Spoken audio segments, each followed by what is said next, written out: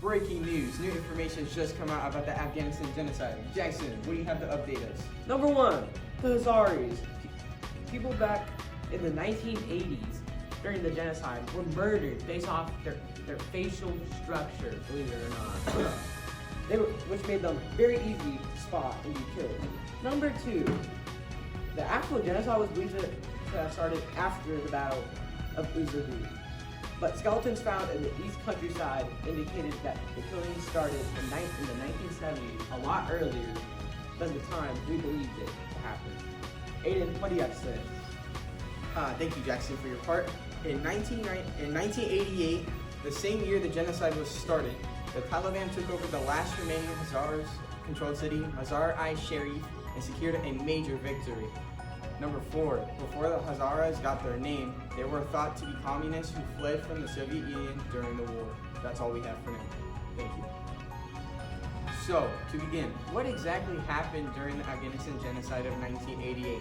To start off, did you know that in the 90s, the CIA funded a terrorist organization known as the Taliban during the Soviet invasion of Afghanistan? After the Soviets failed the invasion, the Taliban had control of Afghanistan from 1996 to 2001.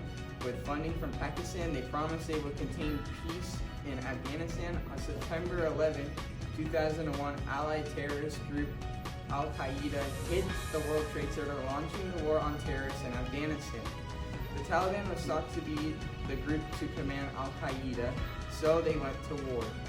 When they arrived, their predictions were true. NATO troops reported a mysterious group who was also attacking alongside Al-Qaeda. We eventually found out it was the Taliban, who we still fund with today. Taliban people then started to attack not only NATO troops, but they also started to attack their own civilians. An estimated 47,000 people died from the Taliban group, but one thing stood out from these casualties. One group had been targeted the whole time, the Hazaras.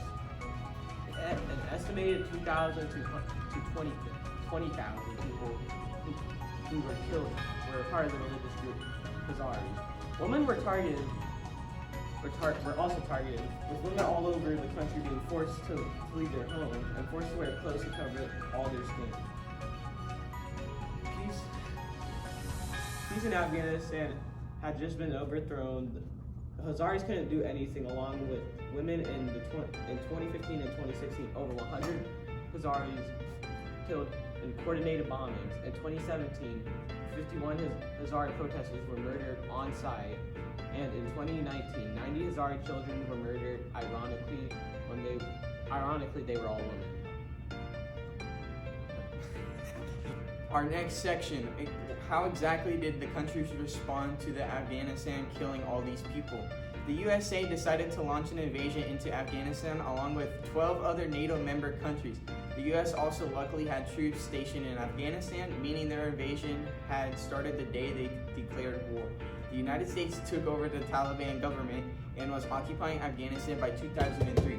From 2003 to 2022, America worked hard to set up the perfect democratic government, which they eventually achieved.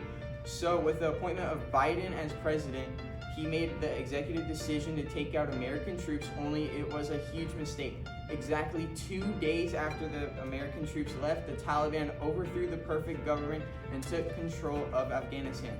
The war that had been sought 20 years later had just restarted in the matter of 48 hours. Now, the legacy of the Afghanistan genocide happened, well, most of the people that were in the genocide, there was a certain group of people that the American government decided to exfil in 2020 of August 13th. Because they held certain value to the American government. That is all for legacy. In conclusion, all we have to say is do not judge other people off religion.